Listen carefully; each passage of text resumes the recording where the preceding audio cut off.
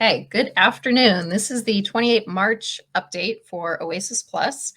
I feel pretty confident in saying we are likely days away from a final RFP. So we just want to do one last check-in, make sure everybody is tracking what we've got going on at Trident to support you, and then also what we anticipate happening over the next few weeks. So I will go ahead and jump in. Like I said, we are so excited because this RFP is due out any day now. And we can finally get through the anticipation that's been building up and actually get down to brass tacks and get this thing submitted, or I guess organized, uploaded, then submitted. So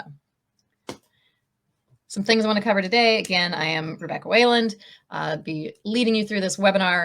I do want to let you guys know we are posting all of these webinars on our OASIS Plus Information Hub. If you need to add more people from your company so that they have access to these downloads, these checklists, these little videos, let us know. We're happy to give you more seats at the table, but it is something that we have to physically invite people to and grant access to. It's not, the sharing link won't work, so they have to have individual logins. So if you need to add more capacity, just let us know.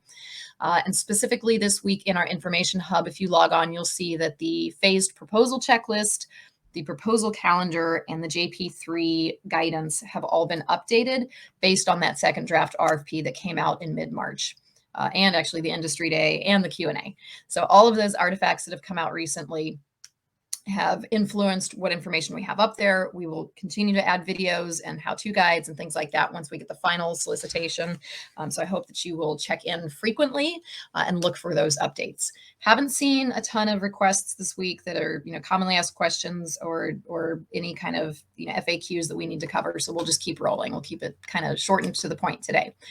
So we do expect that final RFP on or about 30 March. I've seen a number of dates thrown out: 30 March, 31 March, 3 April. We don't know. Thursdays seem to be a day for a lot of GSA action. So 30 March is actually not a bad bet, but we'll be staying tuned and make sure that you all see the RFP as soon as it comes out. And we do anticipate a 90-day response. So I'll cover the draft calendar here in a minute, but that will take into account, kind of week by week, what your main activities should be. So with that, this calendar, this recommended calendar, you can tailor it for your company and whatever suits your needs, is uploaded on our information hub. You can find it in the general section, and a couple key dates that I want to draw your attention to. So obviously today is the 28th of March. If we plan for an RFP release on or about the 30th, that means that the due date would be on or about the 29th of June.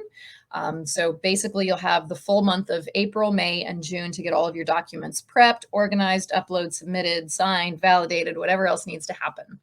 So one of the differences between this calendar and previous iterations is we've actually spaced out some of the preliminary actions, but we still do encourage getting to that project finalization, bid, no bid decision within about the first week, right? Take the time to digest the RFP, make sure you understand what has changed, make sure you don't have any showstoppers, nothing that's going to affect your eligibility.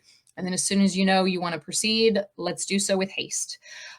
What we would encourage you to do with Polaris, I will fully admit, I think that this is something that I would do differently if I could go back in time. I really pushed to get all the project verification forms out in the first week, which sounded like a good idea because we had about a 45-day turn. And then they ended up changing the form, and then Polaris went through that pause, and it was a lot of churn. So what I would actually recommend doing is taking a deep breath, taking a little bit of time, getting those project forms populated and reviewed. And that review part is especially important if you have any teammates, because you need to make sure you know what credits your teammates are claiming or are not claiming, so that you don't come back with a project aligned to the wrong domain because, oh, surprise, they're using it in this other proposal over here. So anyway, just making sure that all of the forms in aggregate are prepped and reviewed and ready to send out. And then you might have a couple days where you just wait, right? You can email your point of contacts and say, hey, the form is going to be coming. Please be on the lookout. And then a week later you send it. But we would advise doing that about the third week of the proposal. And that just gives us time. So if there's any mistakes or omissions or corrections that GSA needs to issue in the first 2 weeks because they realize, oh gosh, like we attached the wrong form, right? Like we saw 3 versions of the score sheet with the last release. They're human, things happen. But just taking that beat and making sure that we're using the most up-to-date guidance, that we know what our forms say, that they say what we want them to say, and that they have the highest likelihood of getting signed, that's the reason for the slight pause. And then I'm just anticipating that GSA is going to want questions back within the first month.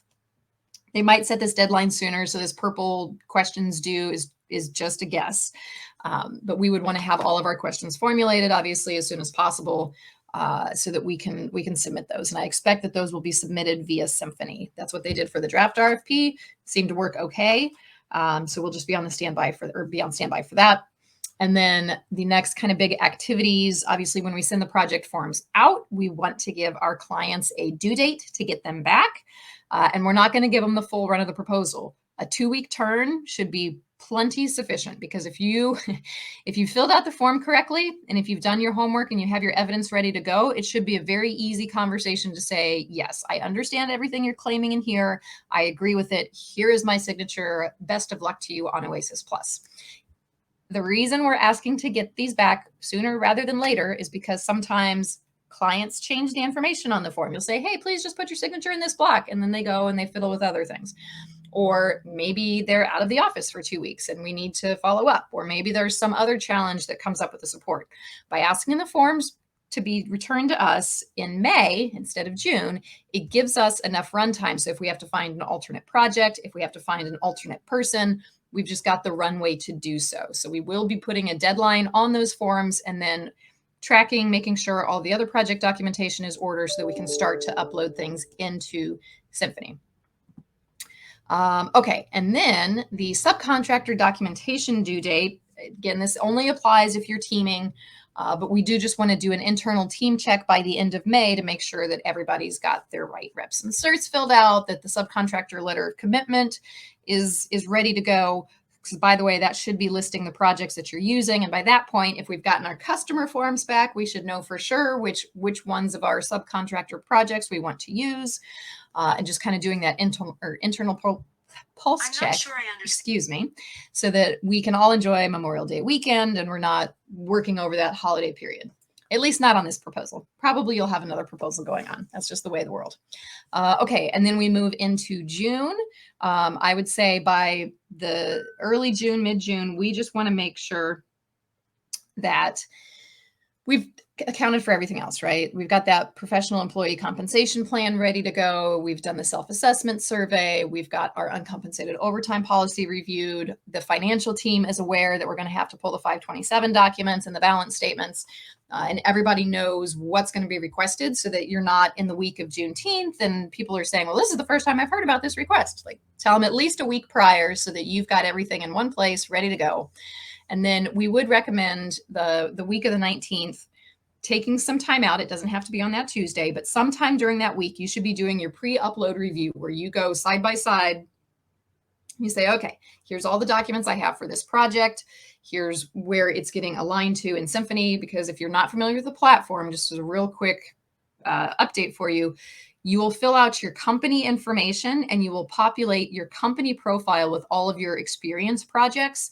And then there's a separate section of the portal where you actually say, okay, Symphony, please go look at, I'd like to use this project that's in my company portfolio as a relevant qualifying project. And I'm also going to take credit for this, this, and this. And you're going to have to tell Symphony exactly how you want each project to be evaluated and where to look in which documents and with what tags so that the information transfers from your company profile over to your proposal submission. So I just like to think of Symphony as having two channels. One is your kind of baseline library where everything has to get uploaded. And then the actual proposal section is where you tell Symphony where to look and how to score you. So anyway, long way of saying you're going to want to take some time the week prior to the due date to make sure we account for getting all of those things right. And we have a file tracker that's up, so you'll be able to organize your documentation by project. It's a starting point, right? It's a modifiable template. So if it has more than what you need, you can delete things. If it's got less, you've got the freedom to add rows, especially if you've got one of those projects where you're going to end up submitting 8 pieces of substantiating documentation. Totally get it. But you'll have the flexibility to do that. And then we would recommend, let's just say, again, we're planning towards a notional due date of the 29th. we want to make sure that we are ready to upload 2 days prior. Submitting the day prior at the absolute latest, just because this is an electronic platform, we got connectivity issues, things like that. You want to be able to submit your proposal and not be crossing your fingers and biting your nails at the last second, making sure that it went through. In previous versions of Symphony, you have been able to pull a proposal back and make edits to it up into the deadline. I would anticipate that again, but there's also no harm because it's an electronic submission and it happens almost instantaneously. There's no harm in waiting till the week of. Now, the thing that's not on this calendar that's really hard to plan for is any extensions, any amendments, any Q&A. So, we'll want to make sure that we're keeping an eye out for those things. They're just not things we can schedule. So this is subject to change. This is based on the draft. This is based on notional dates, but these are the major pieces of what we expect you to be doing for proposal, or what we expect you to have to do for this proposal, and kind of the order and the sequence that things are going to go in. Okay, so this is the same checklist that you've seen in other presentations of late, but just as some additional motherhood and apple pie reinforcement, you do need to update or review those updates to the draft RFP. Once we get the final, you're going to want to give that a really thorough review, and don't forget the attachments because there have been changes to those. The numbering changed in this last round. They actually ended up deleting one, and so the JP8's now the JP7. So you just want to make sure that you're using the most recent terminology so that there's no daylight between what you as the proposal manager or the proposal preparer are working on and what we as your support team are working on and what your delivery and preparation team is working on. Or if you're one-man shop, then it's all those things. But just make sure everybody's using the same correct terminology. Be sure that you're taking a look at your projects individually so that you know the reason you do this, right, is so that if the criteria changes and all of a sudden the threshold is different, or if all of a sudden instead of having 5 years to work with, we only have 3 years to work with, you know what the project details are for each one of your individual projects, and we can go from there. Getting that project documentation together, and we'll talk a little bit more about that in a little bit. Reviewing SAM.gov and updating or renewing the information if necessary. One thing that we have not foot stomped a ton up until now is the fact that if you are in one of those socioeconomic categories like service disabled, veteran owned, woman owned small business, 8A, the guidance right now from GSA is they want to see the SBA certification, right? So these self-attestations and self-certifications really aren't permissible in OASIS Plus. So if you are still in the process of getting those SBA certifications finalized, you might want to pick up the phone and just call, see if you can get a pulse check, and then we'll see if they make any accommodations with regards to the timeline, and if having the application in is good enough, if they're going to accept third-party certifications, or what the standard of evidence is going to be. So just want to make sure that you are tracking with that certification, because like I said, it's not an area that we've really emphasized before. Getting you and your team registered for the OASIS Symphony portal. This is important because even though you're going to say, oh, I got 90 days, I can get everybody in there when I need to, I don't believe you can add people after the proposal goes in, and 90 days can go fast when it's a little administrative requirement like this. I would just say it's probably easier to revoke access later on down the road than it is to grant access in a time-constrained fashion. So I would err on the side of adding those people who you think need to be added to the portal sooner rather than later. And then, looking at those policy things that are going to be submitted as part of your proposal, because again, they're not getting rated, but they are pass-fail requirements. So just making sure that those are on track and ready to go, and then confirming that POC information because it is almost go time. You're going to be reaching out to these people very soon. GSA may potentially be reaching out to these people very soon, so make sure you've got the right email addresses, phone numbers, all that jazz. And then just make sure that they know that the request is forthcoming. Okay, so what changed? This kind of goes back to the documentation. And this isn't necessarily anything that's changed, but this is an area around documentation that we get a lot of questions about. And so on the last training call that I did, we had the updated project verification form, and I talked to you about proving relevance to the proposed domain. You only have 750 characters. And so what that means to me is that GSA is not looking for a lengthy, drawn out narrative explanation to be convinced by. They just need the facts, right? This is Dragnet style, just the facts. Give it to them straight, keep it simple. I think the best way for you to show relevance on a project is by using a combination of documents if they are available to you. And I know that there are circumstances in which either the project is classified or the subcontract or statement of work doesn't articulate exactly what you would like for it to say. So you do have this project verification form as this avenue to get to yes and get to relevance. But you need to be methodical in how you approach your justification for these sections. And like I said, I would just recommend keeping it very simple. So the first thing you should do if you're trying to show that a project you worked on is relevant to a specific domain, in that JP5 description where it has all of the domains and the sub areas, there's a 2 to 3 sentence explanation of what the point of the domain is, right? Like when we say research and development, what are we talking about? When we say technical and engineering, what is that categorized by? And the very first thing I would do is draw a parallel between the scope or the objective of your project and the point of that domain and the services that it covers. So your intro section should look something like, the work conducted under this contract supported technical and engineering objectives for this client through these services. And then what you're going to want to do next is align the tasks from your project to the specific keywords and phrases in GSA's sub-area domain explanation. So these are those bulleted lists where they say technical and engineering services may look like this, or they may include but are not limited to the following things. You want to use as many of their keywords, but trace them back to your specific project tasks. And this ties into point number 3 here, where you're using citations. You could say, our company delivered software. I'm going to say software development. Of course, that's a bad example. Let's say program management support, acquisition lifecycle planning, business process reengineering. Like those are all words from the sub area of management advisory.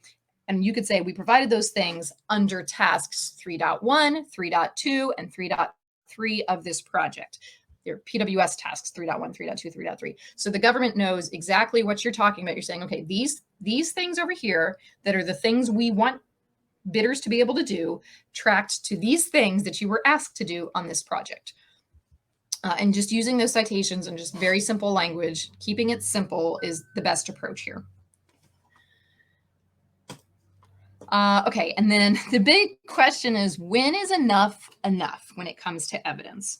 And there's a couple points I want to make here. So one is that the permissible documents look a little bit different for federal experience versus non-federal / subcontract / commercial experience. Under federal contracts, the gold standard easy button for your documentation is that FPDS record. Now, the FPDS record is not going to substantiate all of the grading criteria for the domains. It's great for start and end date, so you can show that duration. The end date is going to show that it meets the recency criteria. The funds are going to show whether or not it meets the annual threshold at a big level, especially if you're just aligning it to one domain. If you've got an automatically relevant project, then the NICS code field is going to substantiate that, or the PSC based on what was assigned. It's going to show your funding agency. It's going to show the type of project that it was in that top left corner. It's going to say, was this an OTA, which by the way, you can't use anymore? Was this a task order? What was the parent ID? It's going to have probably for your baseline qualifications, it'll have all of the basic project information. So this should be your starting point. This FPDS record should be your starting point for evidence for any qualifying project you submit. Okay, so talked through FPDS. The next item that GSA lists as permissible evidence is actually the SOW or the PWS, that statement of work or the PWS. And the reason we love this is because this is going to articulate whatever the technical specific tasks were that you were asked to do. So one of the other things keep in mind about having a statement of work or PWS is that in a lot of instances, this is also going to help substantiate that your product was for services, or sorry, your project was for services, not for products, which remember is one of the baseline qualifications for an eligible project. So within that SOW or that PWS, this is a document that you're going to want to highlight, not over highlight, but you do want to tag it, right? Where you put the highlight in, you pick your character word as your tag that you want Symphony to focus on so that the evaluators can see which specific passages apply to whatever criteria you're claiming. The statement of work can be used not just for relevance alignment, but also for things like labor categories and showing the variety there. It may or may not establish staffing levels to show that you were over the certain threshold. It might have, the labor categories, the security clearance requirements, right? Because if it has position descriptions or if it says something like all personnel working on this contract must have a minimum of a secret clearance. Well, you can use a combination of your statement of work and then either a monthly status report that lists individuals, or maybe there's another contract, an official contract document that you can pair along with that lists staff by names. And you can say, look, here's our invoice for these staff. They all had to have a clearance as evidenced by section 8.0 of the PWS, and we've met this criteria.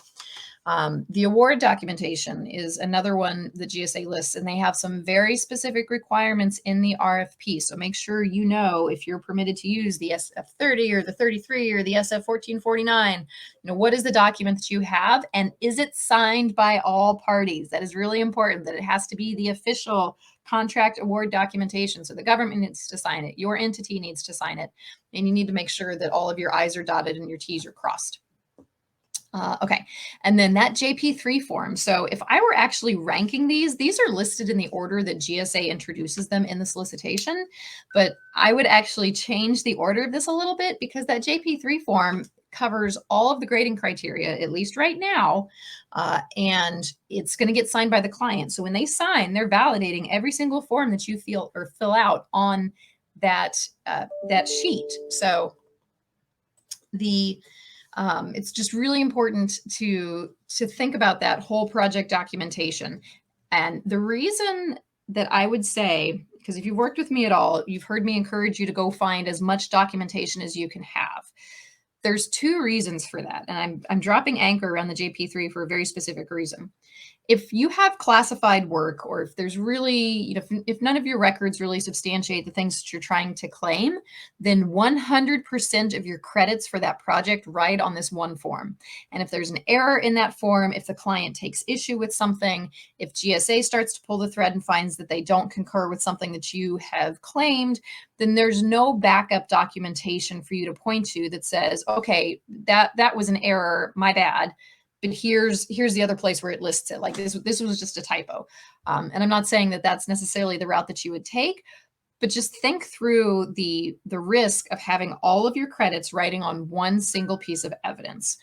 If you were going in for a trial, right, and using this evidence metaphor, you would want as many eyewitness statements that said, yep, we saw the exact same thing, and the validity of this claim is not just true, it's consistent. That's one reason to have multiple forms of documentation. The other reason to have as much documentation as possible is because you are going to be getting signatures from your clients. Maybe they're federal contractors, maybe they're not. Maybe they are a government agency, maybe they're not.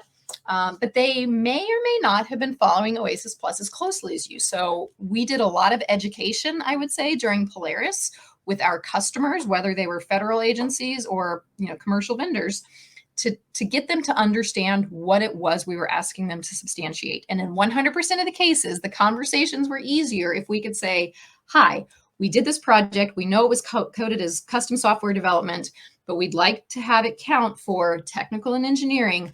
Look at the PWS tasks that we did. This was the value based on the cleanse. You can clearly see that we meet the minimum annual value. We're not trying to stretch or misrepresent anything. We're not asking anybody to recode anything or say that they coded it wrong the first time. We're just saying that this project carried these components in this way and in this magnitude, and we would like you to confirm that with your signature. So having this portfolio of evidence eases that conversation with whoever the client is that's responsible for signing. Because if somebody brings me a piece of paper and they're like, hey, Rebecca, we need you to sign off on this, I'm going to say, well, okay, what is my name now attached to? What's the implication here? What's the consequence if somebody has follow-up questions? So it's really just a risk mitigation and like I said, kind of getting your ducks in a row before you go and ask somebody to attest to something so that they know exactly what they're attesting to. Okay, so continuing on this train of thought with evidence that's permissible, Section B from the contract, this should be self-evident, but this is where the CLINs are listed. So if you have a contract that divides the labor out or divides out which labor CLINs were for tech and engineering support and which ones were maybe for management and advisory, then it can be really easy to show with proof that you met the minimum annual thresholds for the domains that you needed it to meet the annual thresholds for. And then category 6 is a little bit of a catch-all with any other official or contractual documentations. So these would be official deliverables that you provided as part of the contract. It might be, and those could include a monthly status report. They might be a staffing list locator. It could be invoices. These take a lot of forms, and that's why it's just this sort of vague catch-all category. And I actually think that this one is probably appropriately placed down at number 6 because, if you're going with, what's my top choice, what's my bottom choice, I'm not saying there's not good information in there, but it can just be harder to pull these because a lot of times the project and delivery artifacts are not necessarily co-located in the repository with the other contractual documents that you have. Sometimes they are, but it might just depend on your company's configuration management processes and where you keep information and who holds what. Okay, so that's on the federal contract side. Non-federal contracts or subcontracts or commercial experience, you're never going to have an FPDS record, right? So what can you rely on here? Number one thing is the award form. You need to show that somebody indeed hired you to do the work. So whether that's in the form of a subcontract or a commercial contract, it needs to have, there's very specific information in the RFP, but you need to have the prime's name, the subcontractor's name, the period of performance, the value, what the nature of the relationship was, what the duration was, what was approved to do, what they were specifically contracting you to do, and just sort of those terms of the agreement. Contract documentation, again, right? Like, are these invoices between you and the prime? Are these, this is where actually on the non-federal contracts, this might be where you have a statement of work or where you have a PWS. Those are in the list of things that the draft RFP lists as being under this contractual document field. And then the JP3, right? This is another avenue for your substantiation for any type of project. And then they kind of list that any other contractual documentation. So it looks a little bit different just because there's not as many official records on the non-federal side. But again, that JP3 form can be really important because it can help connect a lot of disparate dots. So here's a question we get a lot. Could you just submit the JP3? Technically, as the guidance stands right now, yes. But you have to recognize that there is some risk in doing so, again, because you're aggregating 100% of your points on this one form. So the better, lower risk approach is to submit a JP3 as well as a statement of work, or as well as your award form that names you as the prime, right? And again, may or may not be available based on the nature of your work. You got to go with what you have. And at the end of the day, whatever evidence you need is based on what it takes to prove the claim you're making. Okay, that's all I wanted to talk through today. So there's nobody else on, which is cool. You guys are sending questions offline, which is totally fine. But if you do have any questions about anything we've talked about today, please do reach out to either myself or your Trident rep. We'd be happy to answer those. Your reps should be getting bi-weekly meetings set up with you so that we've got the time carved out rather for when this goes into official execution mode. And we start really preparing in earnest. So let us know if you have questions or comments, and good luck.